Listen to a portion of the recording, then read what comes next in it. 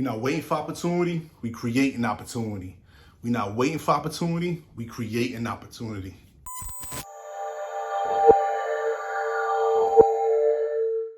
Taking responsibility.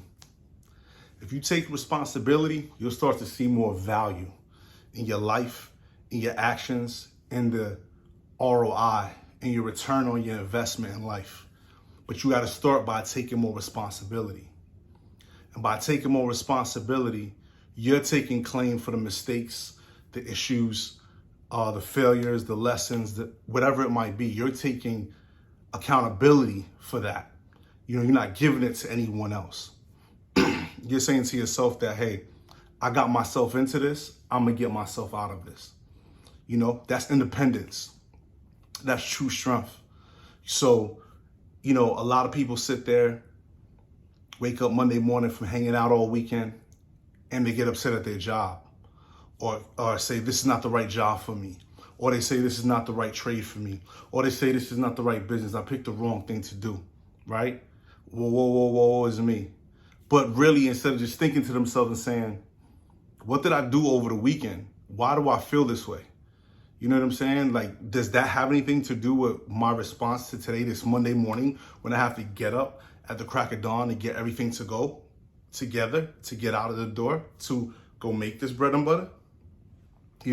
Maybe your drive is being influenced by the things that you are doing that are lessening you to make the drive to make more. So you jump around from place to place thinking, okay, maybe I should do this, maybe I should do that. But maybe you should first change some habits that you're doing in your day-to-day. Get those habits in order first and then try it out without those habits and see your response to it then before you blame it for your irresponsibility. Also too, like when you don't take accountability for your actions and for your return on investment, because that's what it is. You didn't get a high return on investment and now you're blaming every other reason what possibly could be. Or you're downing yourself in such a negative way, you're not saying to yourself, what can I do differently? What did I learn from this? How can I use this to build me? What was the good parts of this that did get me some return? So I can focus more on that, in my life of what I'm doing. Because that's what we're looking for in our life, right? We're trying to spend time doing things that give us a good return of investment. Relationships, business, health-wise, whatever that might be, socially, we want to make sure we're not wasting time, which is our life, on doing things that we're not getting a good return on, where we can enjoy to build a better life, right? So you got a corporation, they'll look at, okay, this is how much we came back. It's what we got back in. How much of that went to marketing, right? How much of that went to the sales rep, right? How much of this, they keep on looking at all the different parts that they invested to get a return, right? To get more clients, to gain more revenue. And they got to say to themselves, who brought me back the most, right? Where they have a trail where they find out, okay, this is what caused this. This piece of revenue was tied to this expense that I did, right? And once they do that, they go, okay, let's focus more on that expense because it brings me back revenue. So that's a return on investment. Let's invest in this particular department. Let's invest in this particular avenue in order to bring this back. Let's invest in this particular product because people are going to this product, right? People are wanting this product. You may be selling mugs, t-shirts, socks, hoodies, pants, whatever it might be. And no one's buying the mugs, right? No one's buying the pants, but everybody might be buying the hoodies. So what you gonna do? Keep on buying the same amount of mugs and pants? No, you're gonna buy more hoodies and you're gonna keep pushing more of the hoodies because that's what's getting sold to get more return, right? So that's the same way you gotta look at it in life. You gotta look at what's coming in, what's going out, how's it coming back, and where are you affected by it? How do you affect it? How do you deal with it? Where is your accountability in this? Stop pointing out everybody else and blaming everything else that's happening, why it's happening this way. No, stop doing that. Because once you start blaming other things, people, whoever, whatever, then you start giving that control over your life.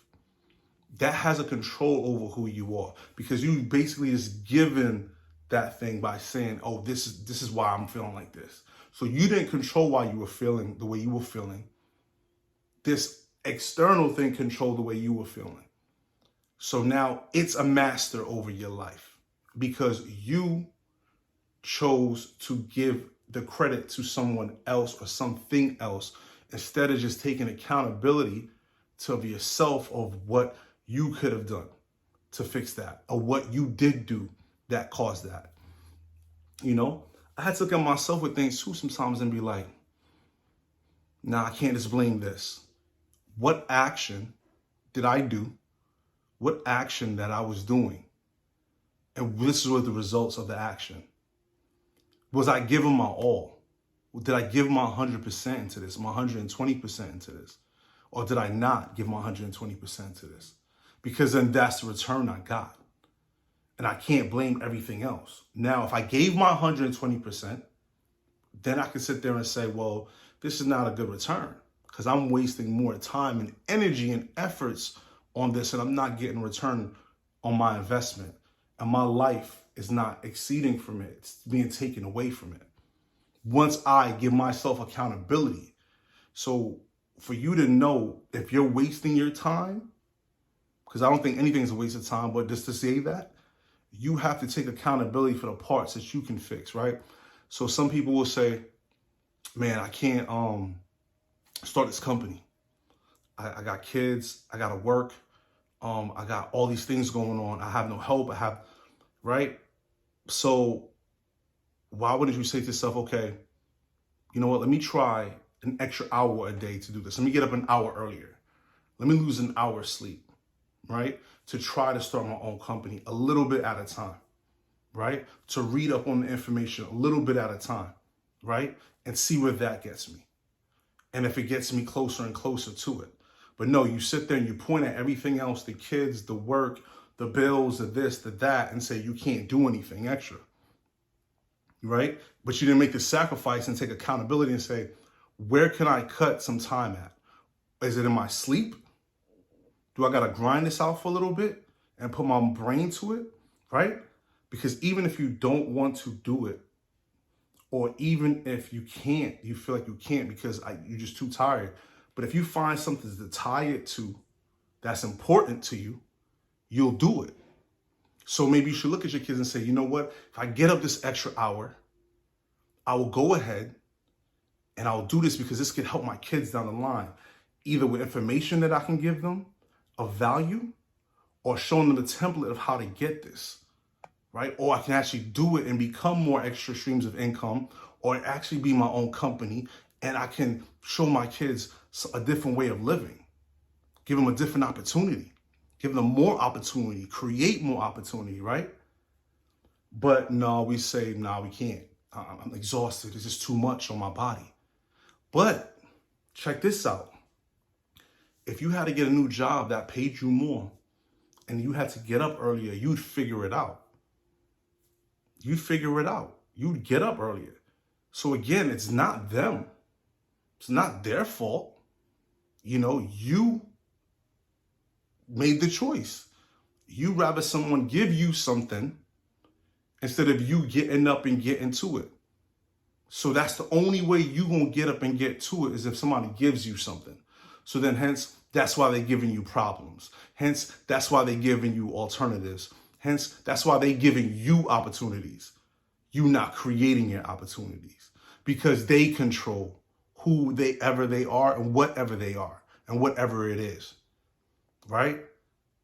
So when you make that choice to take accountability and look at where you fit in of what you've been doing to get a return on your investment in this life, then you can actually make a real justified decision on what's affecting your life and how to change.